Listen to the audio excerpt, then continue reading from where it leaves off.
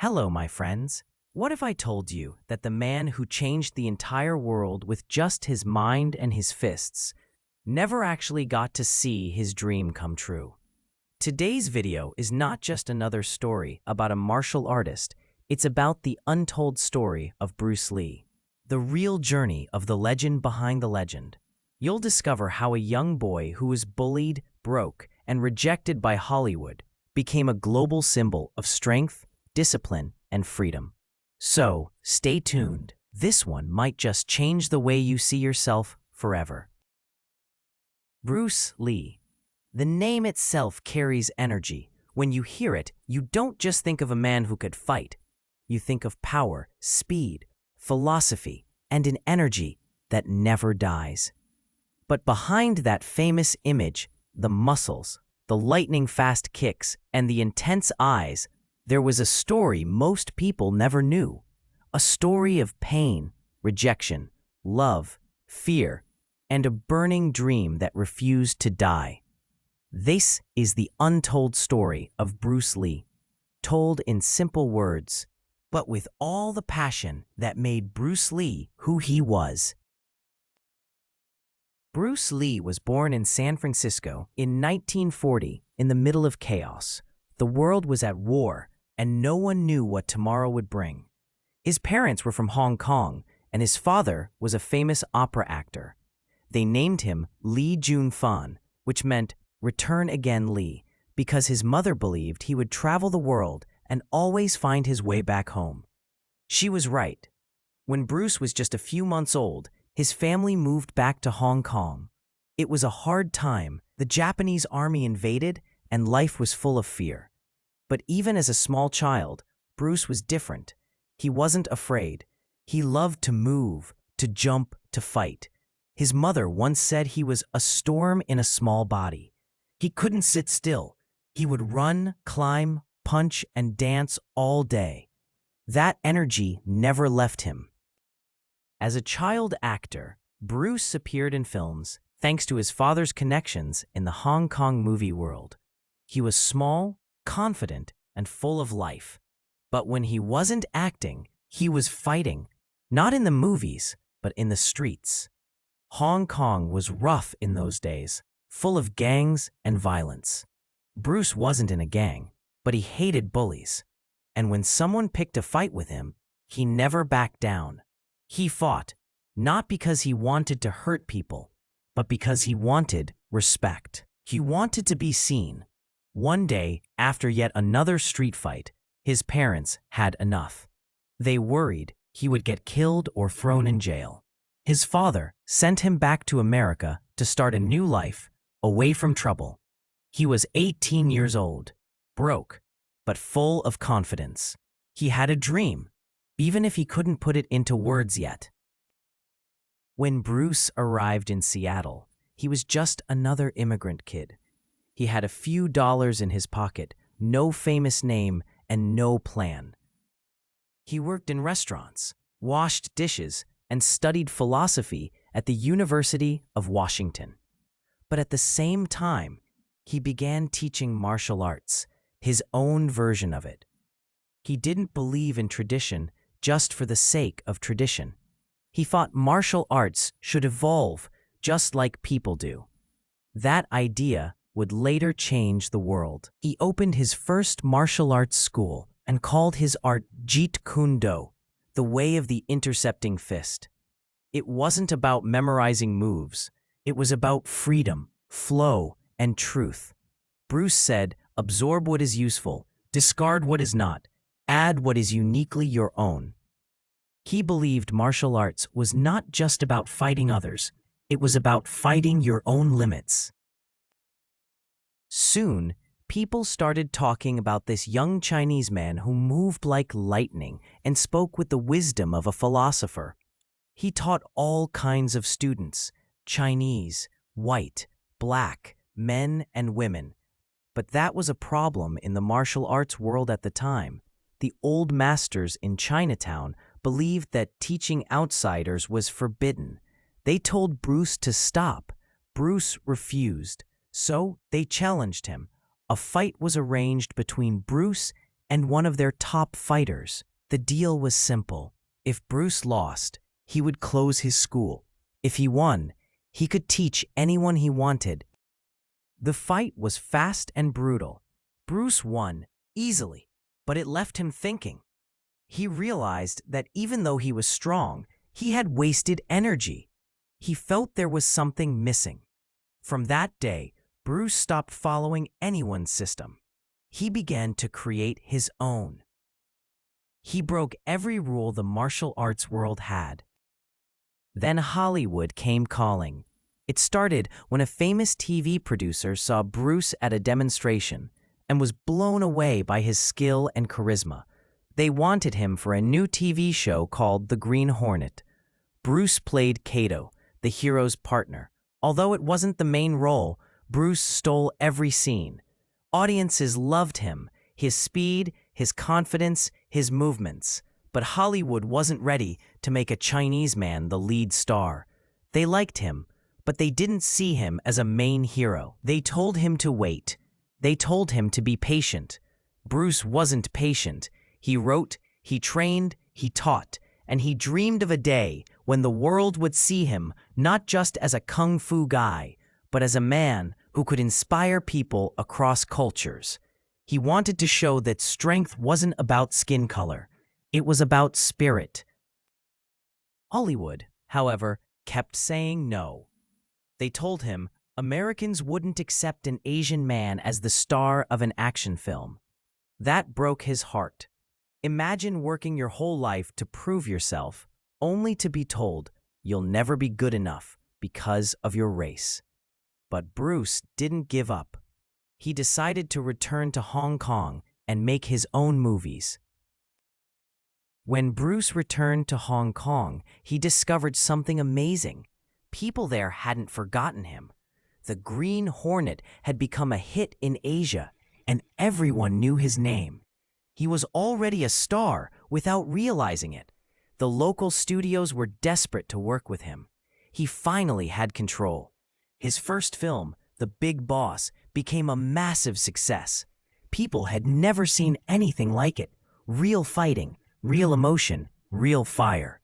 Then came Fist of Fury, Way of the Dragon, and finally, Enter the Dragon, the film that would make him a global legend. But it wasn't just the fighting that made these movies powerful. It was Bruce himself. His energy exploded on screen. His confidence was magnetic. Every punch felt like a message that said, "You are powerful, you are limitless, you can break barriers." He became more than a movie star. He became a symbol. For Asians around the world, he was proof that they could stand tall. For Western audiences, he was the bridge between two worlds, East and West, philosophy and power, body and mind. Bruce was not just a fighter, he was a thinker. He studied philosophy deeply. He read books by Lao Tzu, Krishnamurti, Nietzsche, and many more. He believed life was about constant growth. His most famous quote, "Be water, my friend," wasn't just poetic. It was his entire life philosophy. He said, "Water can flow or it can crash. Be like water, my friend." What he meant was adapt, stay flexible, and never be trapped by one way of thinking. Slow through life with purpose. But behind the fame, Bruce was fighting battles no one could see. His training was intense, almost superhuman. He pushed his body beyond its limits. He believed if he didn't train hard, someone out there would, and that person would beat him. He was obsessed with improvement, perfection, and speed. He trained hours every day, lifting, stretching, kicking, meditating. His friends said he treated his body like a laboratory.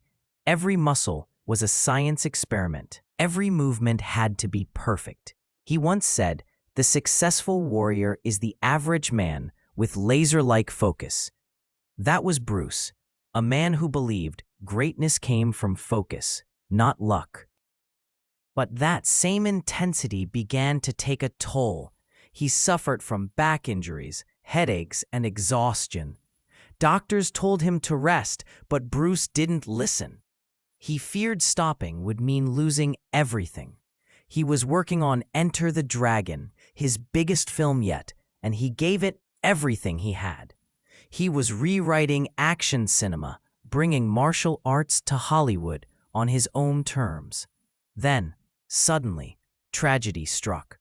On July 20th, 1973, just before the release of Enter the Dragon, Bruce Lee died at only 32 years old. The world was shocked.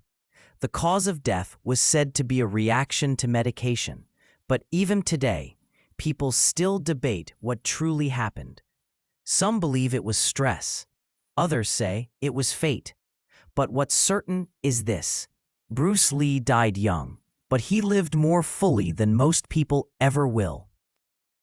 After his death, Enter the Dragon was released, and it changed the world. It became one of the highest-grossing films of its time and made Bruce Lee a global icon. Suddenly, everyone wanted to learn kung fu.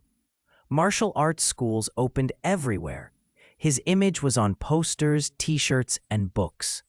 He became a hero, not just for fighters, but for dreamers. His story inspired millions who felt small, unseen, or powerless. But what made Bruce special wasn't just his fighting skill. It was his mindset. He taught that strength wasn't about muscles, it was about the mind. He said, "Knowing is not enough, we must apply. Willing is not enough, we must do." He believed action was everything. Life wasn't about waiting for the perfect moment. It was about creating it. Bruce Lee didn't just break bones. He broke barriers. He showed the world that an Asian man could be a leading man, a philosopher, a cultural icon, and a bridge between East and West. He made people believe in self-expression, to be themselves fully, without fear. He said, "Always be yourself, express yourself, have faith in yourself. Do not go out and look for a successful personality and duplicate it." Even after his death, his words continue to live. His books and interviews still teach people how to face fear, how to find purpose, and how to keep pushing forward even when the world says no. His influence can be seen everywhere, in Hollywood movies, in MMA fighting, in motivational culture, and in how people talk about mental strength. Every fighter, every dreamer, every artist who refuses to quit, they all carry a little bit of Bruce Lee inside them. But perhaps the most powerful part of his story is this: Bruce Lee was never just chasing fame. He was chasing truth. He wanted to understand what it meant to be alive. He used martial arts as his tool to explore that question. He didn't care about being the best. He cared about being real. He said, "All types of knowledge ultimately mean self-knowledge." For Bruce, every punch, every kick, every moment of sweat was a step toward understanding himself. He often wrote letters to himself, filled with thoughts about life. One of them said, "If you love life, don't waste time, for time is what life is made of." That line wasn't just beautiful, it was his way of living. He treated every second as gold. He moved with purpose, spoke with intensity, and lived like tomorrow didn't exist. That's why his story connects so deeply with young people even today, because we live in a world full of distractions, phones, noise, pressure, comparison. Bruce Lee's story reminds us to focus, to breathe, to train our minds as much as our bodies, to be water, adaptable, calm, and unstoppable. If you look beyond the legend, you'll find a man who doubted himself, who faced racism, who failed many times, but never stopped believing. He once said, "Do not pray for an easy life. Pray for the strength to endure a difficult one." That's the heart of his philosophy. Life will hit you, but you must hit back harder. You must keep moving forward. Bruce Lee's story is not just about martial arts or movies. It's about what happens when a person refuses to be limited by the world.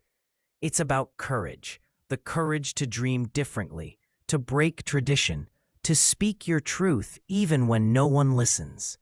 That's what makes his story untold, because behind the action hero was a man on a spiritual journey, seeking freedom not just from others, but from his own fears.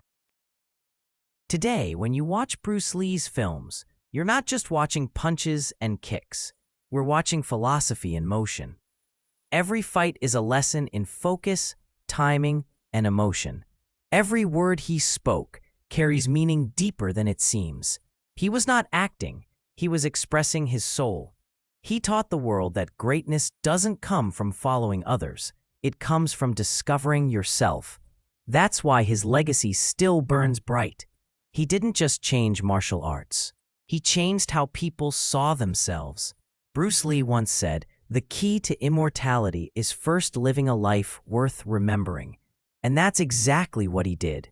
He lived fast, burned bright, and left behind a fire that will never go out.